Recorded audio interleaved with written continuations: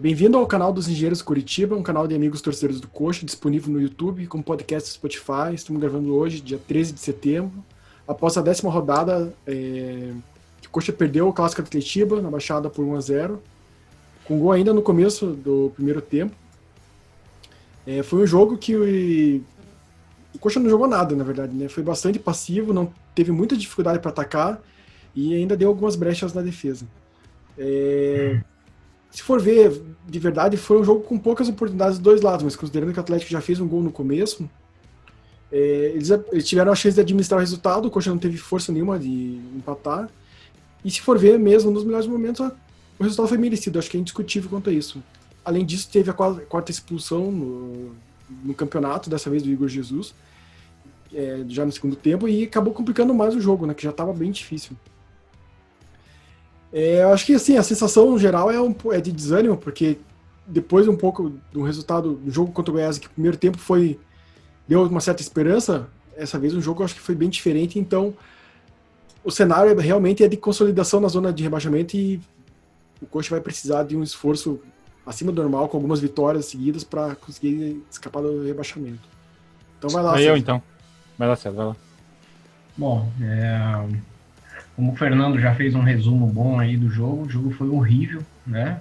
Acho que um dos Atletibas com pior qualidade técnica que eu me lembro de ter visto, já vi muitos Atletibas e muitos Atletibas ruins, né? Então, o clássico, então, um jogo mais pegado, mas assim, sinceramente, na minha opinião, foi um dos piores jogos do Curitiba que eu me recordo de ter visto. Não teve força ofensiva nenhuma, zero. O goleiro do Atlético Paranaense, se tivesse colocado um espantalho lá, acho que não teria feito gol do mesmo jeito.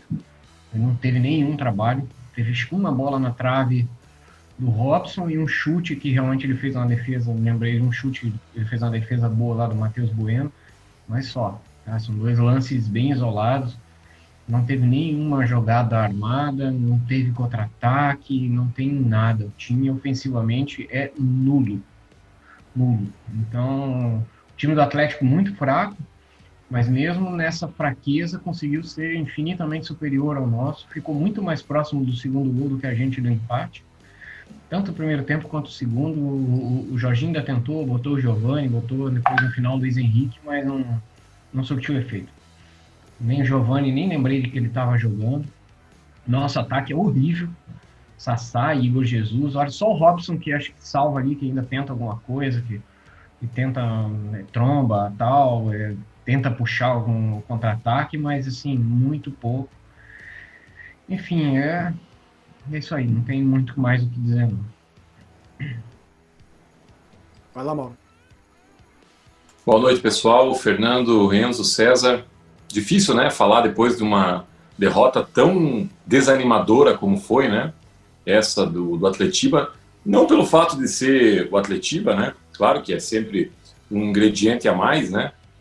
Mas pela forma como o time jogou, né? Então você veja que a gente enfrentou dois times que ofereceram um futebol assim tecnicamente muito pobre, né? Agrediram pouquíssimo o nosso time e mesmo assim a gente conseguiu fazer somente um ponto, né? Desses últimos dois jogos a gente jogou bem o primeiro tempo contra o Goiás, né? Depois dali parece que a coisa desandou. E aí no Atletiba, falando especificamente do Atletiba, um time assim que você pode usar todos os adjetivos de má qualidade para poder tentar ilustrar o que foi, você vai acertar. O time foi apático, o time foi preguiçoso, o time foi lento. Então, assim, realmente desastrosa essa atuação, né? Tanto individualmente como coletivamente. Alguns jogadores tentaram, né? Realmente demonstraram raça, tentaram fazer alguma coisa de diferente, mas no geral, assim, coletivamente decepcionante, um balde de água fria, né? Que coloca a gente numa situação definitivamente de seríssimo candidato ao rebaixamento, né? A gente que tentava, eu até falava que a gente vinha numa linha de tendência em que a gente estava progredindo, né? Agora a gente levou um tombo nesse gráfico aí e com essa atuação realmente não dá, é difícil você extrair alguma coisa de bom, né? De novo tivemos um jogador expulso, de novo não conseguimos criar nada, De novo, fomos um time assim facilmente dominado, né? Tentando assim ter muito boa vontade, tentando fazer um esforço enorme. Eu consideraria assim que defensivamente o time ainda é bem estruturado. O Sabino, como sempre, conseguiu fazer uma partida regular. O Robson demonstrou muita raça, era o único que tinha alguma lucidez, né? Mas no mais, assim, é difícil, sabe? Difícil. O lado direito, o nosso lado direito do ataque e da defesa, ele beira o amadorismo, né? Não tem condições de jogar Galdesani junto com o Jonathan naquele lado direito, que a gente é muita fragilidade, né? Então, assim, realmente a gente vai precisar rever novamente os conceitos, né? Agora, com a questão do Sassá, aí, que com certeza a gente vai falar depois, e o Igor Jesus expulso, né? Seja aquele trio de ataque, né? Que de alguma forma vinha tentando mostrar algum entrosamento, que vinha tentando dar alguma qualidade para o time, também já foi por água abaixo, né? Então, realmente preocupante, Fernando, e acho que vamos ter que vamos sofrer bastante nesse Brasileirão 2020. Boa noite a todos, boa noite, Fernando, César, Mauro. Eu não vi o jogo, tá? Porque não passou para Curitiba, nem no pay-per-view, nem em lugar nenhum, então não assisti o jogo. Eu acompanhei no rádio, né? Aquele velho antigo radinho. Não era de pilha, mas deu para ouvir. Cara, sinceramente, o time do Curitiba tá muito fraco, né? Tecnicamente. A gente não se preparou para disputar o Campeonato Brasileiro, essa que é a verdade. Né? A gente começou com... O César muito bem definiu, não sei se foi no último programa, que esse time do Curitiba é pior do que o time da segunda divisão do passado, e é verdade. Né? A gente não tem lateral direito ainda, não descobrimos. Não sabemos quem que são os titulares da meia cancha. Estamos perdidos, não conseguimos... Né? No ataque estamos perdidos também, não conseguimos achar nenhum substituto para o Rafinha, o Neilton já se machucou. O Atlético é um time muito fraco, acho que dos últimos anos é o time mais fraco do Atlético, é esse. Assim, se a gente tinha a oportunidade de ganhar do Atlético, era esse último jogo aí. Infelizmente, o Curitiba não se preparou para o Campeonato Brasileiro, né? Todos os jogadores que o Curitiba trouxe, praticamente nenhum deu certo até agora, né? Com exceção talvez do Hugo Moura, mas também não deu para avaliar muito ainda. Mas se você pegar ali Rodolfo, olha, um bom zagueiro, mas você consegue um zagueiro mais barato aí no mesmo nível do Rodolfo.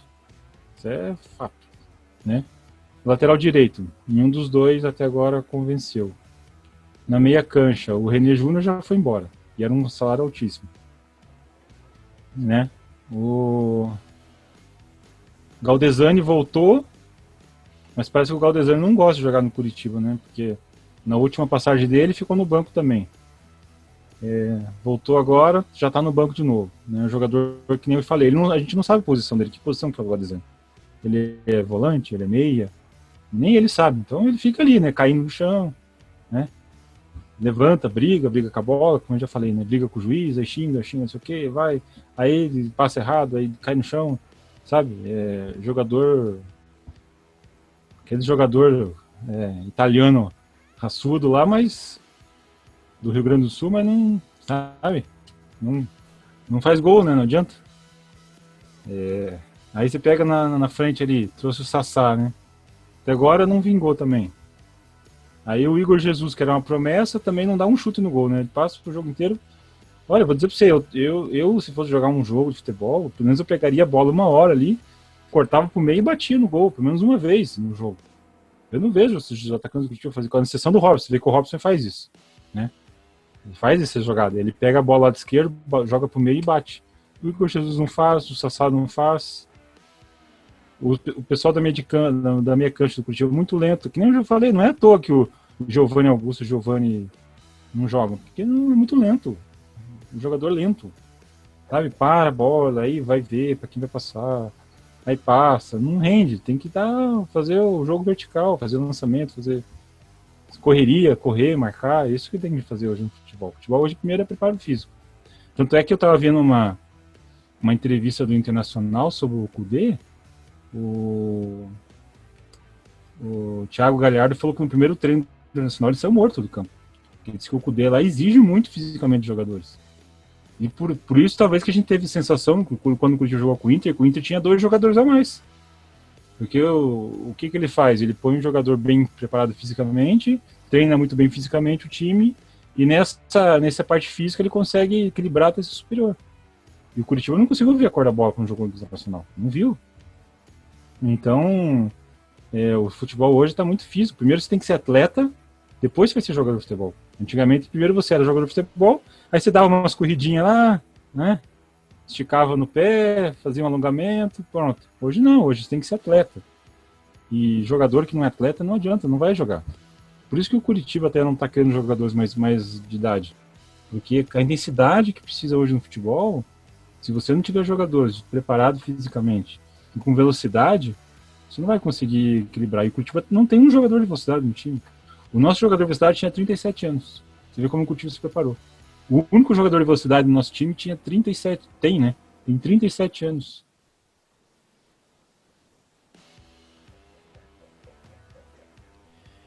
Do jogo não tem muito mais o que comentar. Eu acho que a questão principal é essa inoperância, né? O que eu destacaria muito é o que o Mauro falou. O nosso lado direito, com o Galdesani e com o Jonathan, foi ridículo no jogo, né? Porque não... Além de não fazer nada ofensivamente, defensivamente foi um desastre o que eu vi ali.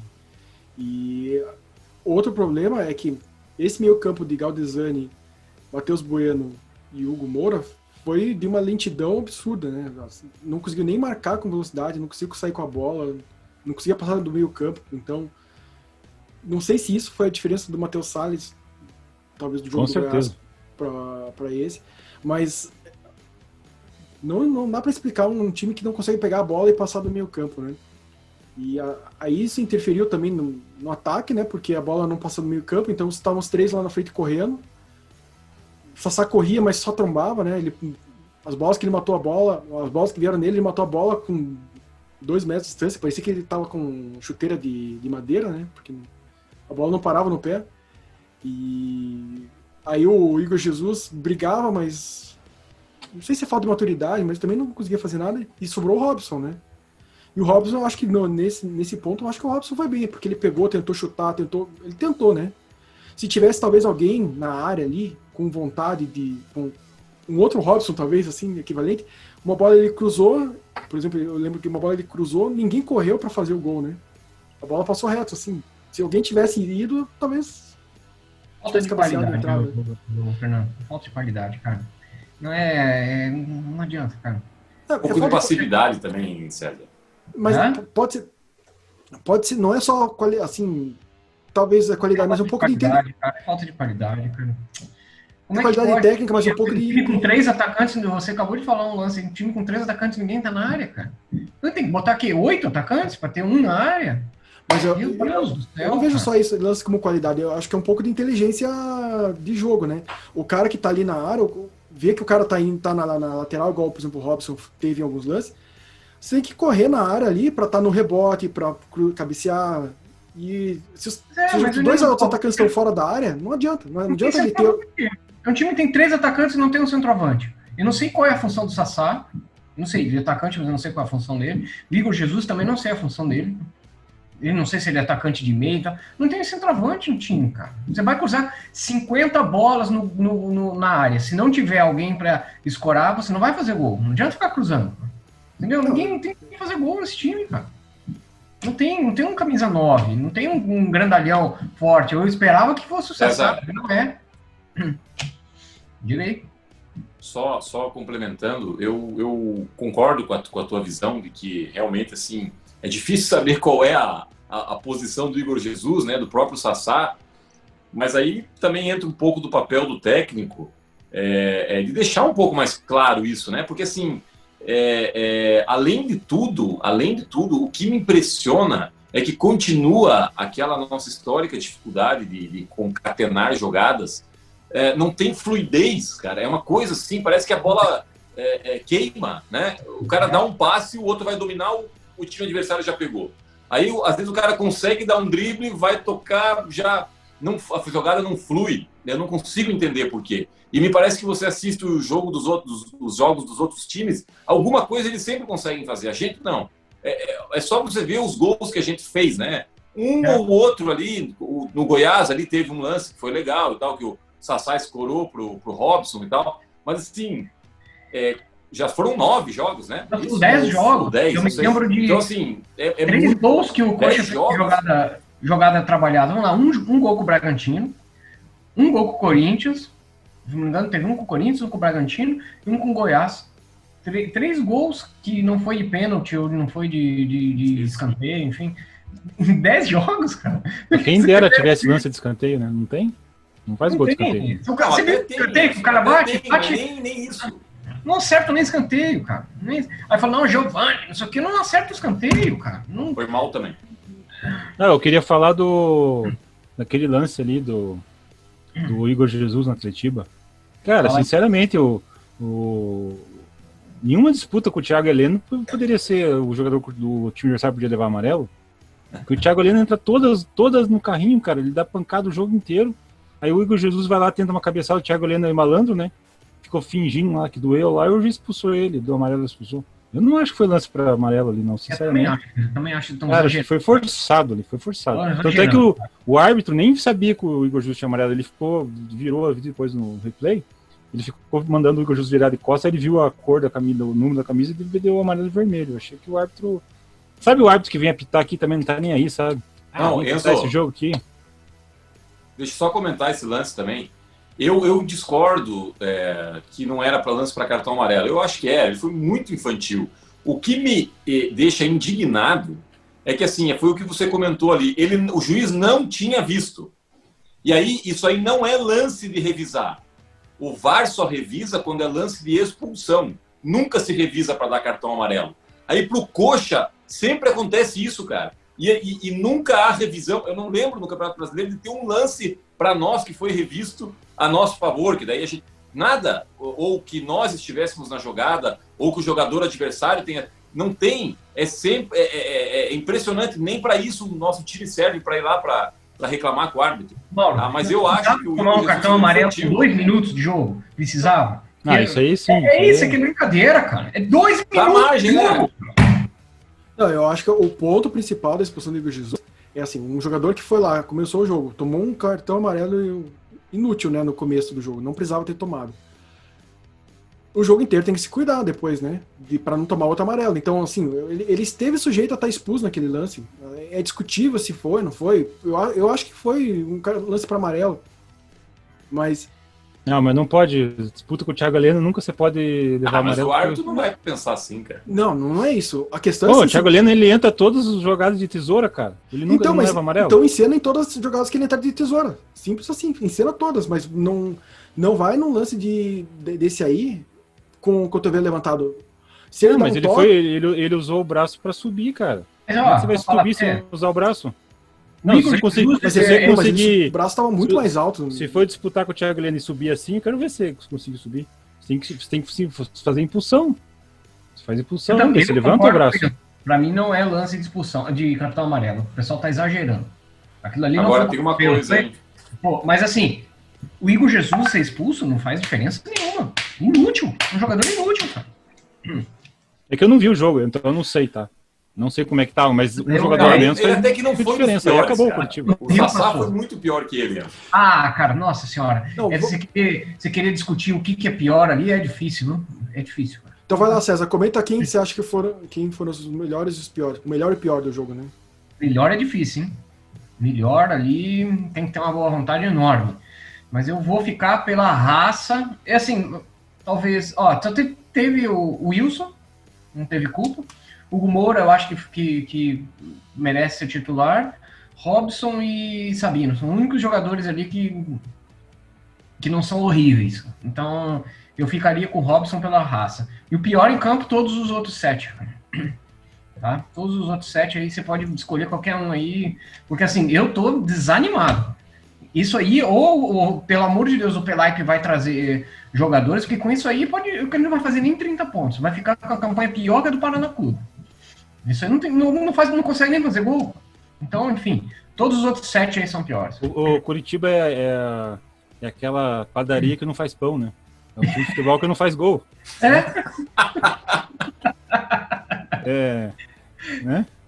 Exatamente. E nessa posição do que o César falou é verdade. O Coxa tem 10 rodadas, 8 pontos. Nessa posição, o Coxa termina com 30 pontos no campeonato. É isso aí. Vai lá, Mauro. Quem você acha que foi o melhor e pior? Eu acho que o César foi certeiro. Eu só vou complementar em relação aos piores, tá? Dos melhores, só recordando, então, o Sabino fez uma partida regular, né? Lúcida, tranquilo. O Rodolfo também não estava mal, sabe? Não foi bem, mas também não...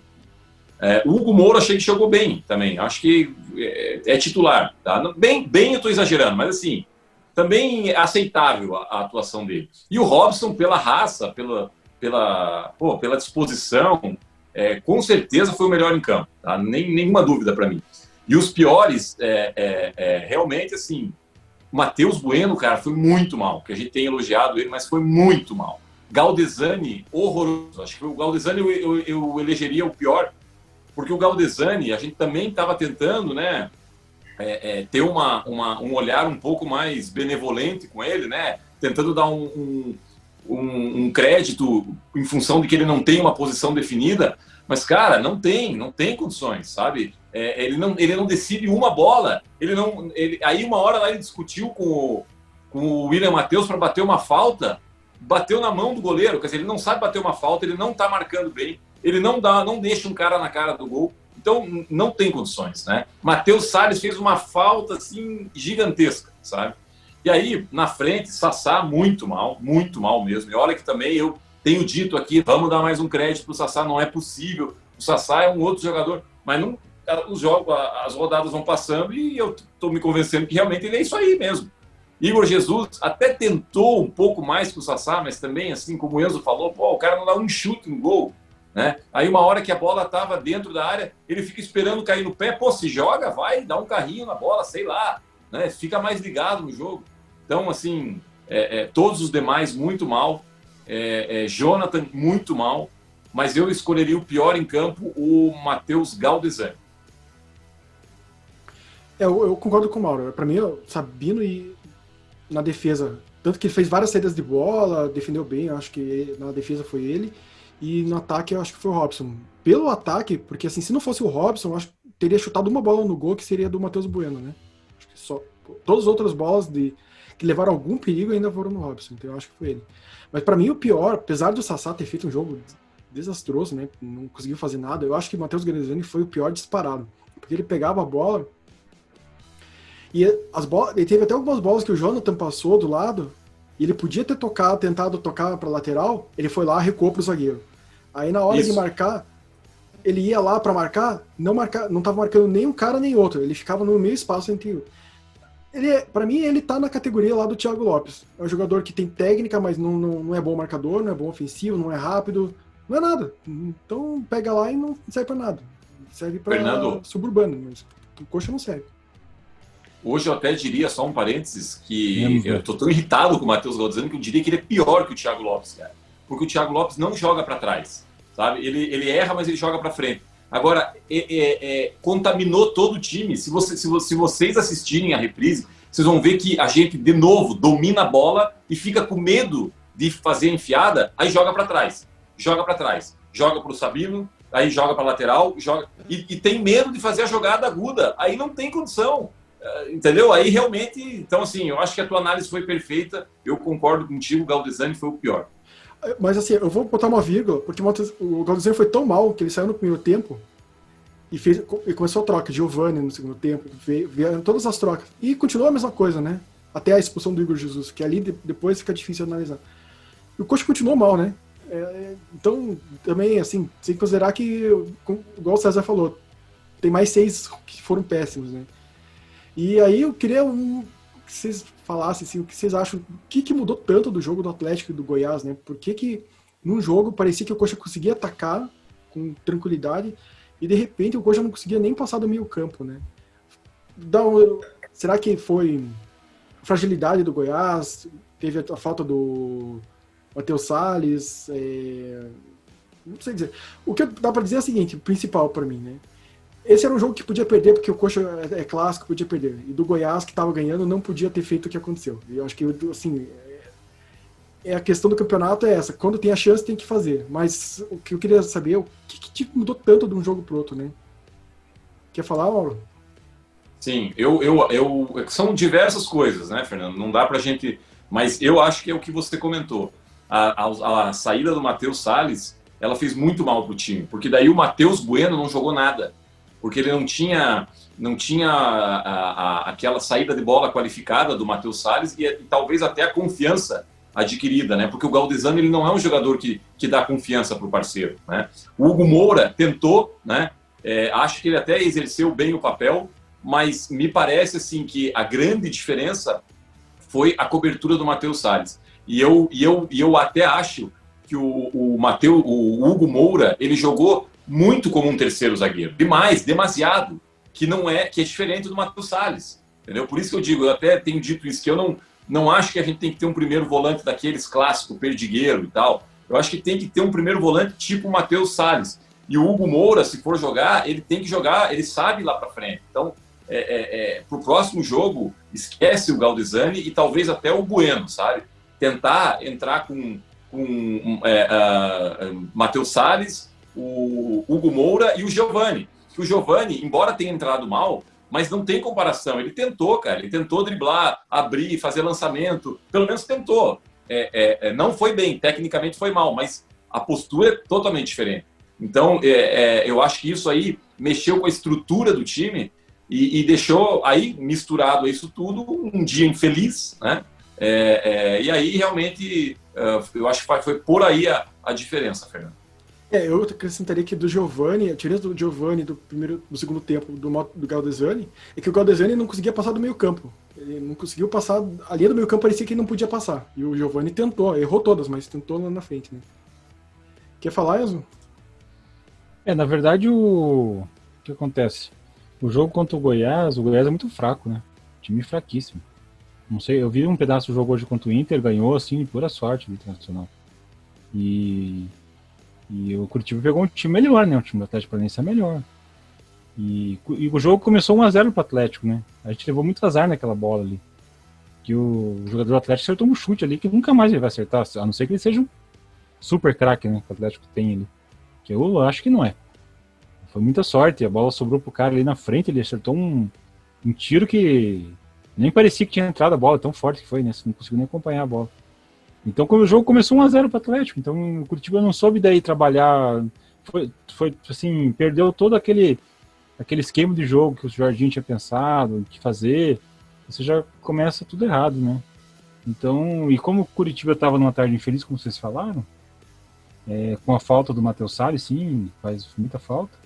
Só queria fazer um comentário, Mauro, que o Jorginho falou que o Hugo Moura vai ser o primeiro volante, tá? Vai jogar o Hugo Moura e o Matheus Salles. Ele já falou isso no novo jogo. O Hugo Moura como o primeiro homem e o Matheus Salles como o segundo.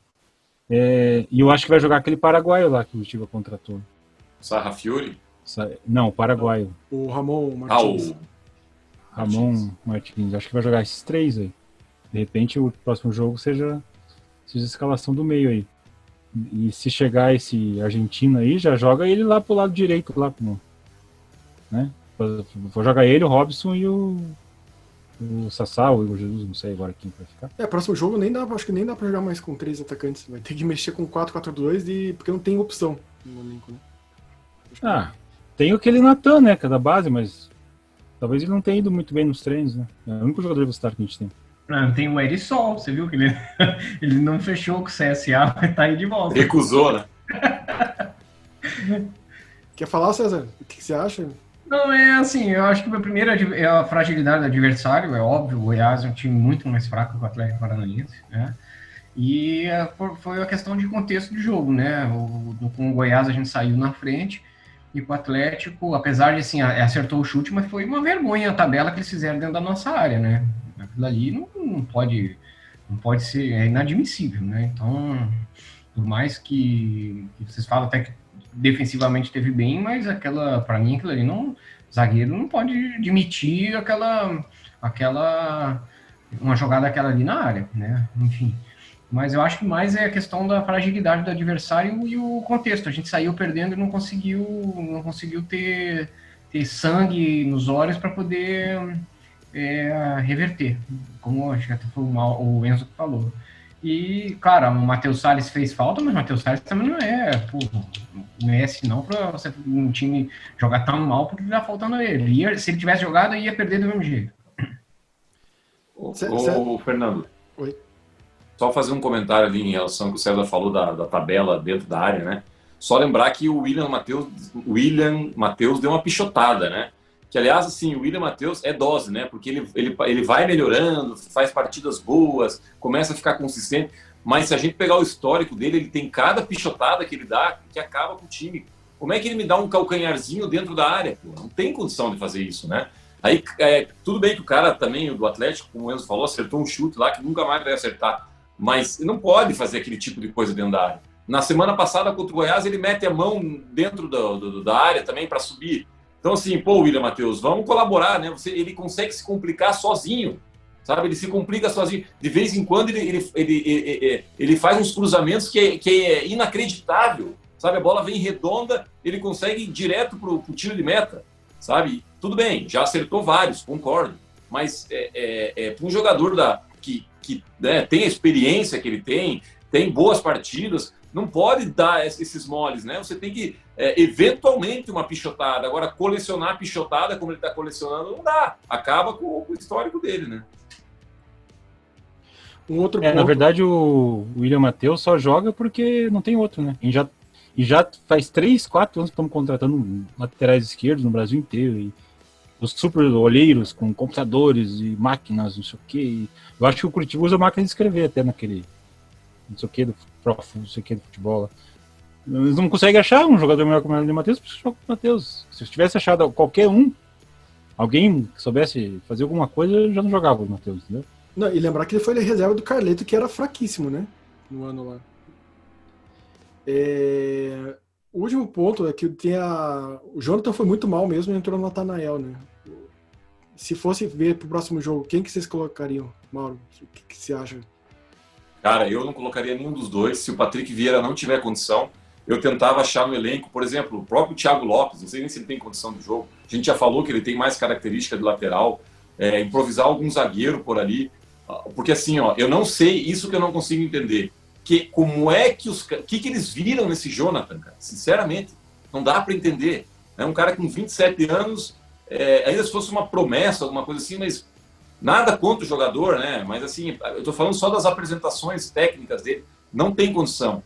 E o Natanael, ele, cara, também não tem condição, é um jogador que nitidamente não está pronto, não tem condições de ser titular no Campeonato Brasileiro da Série A.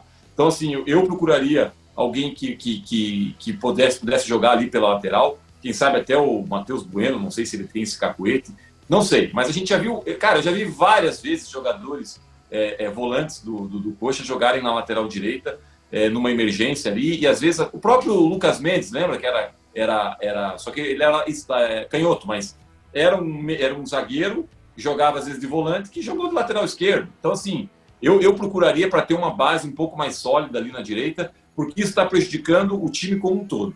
Então, eu iria tentar um plano B, tá? Vocês? Para mim o titular é o Patrick Vieira, né?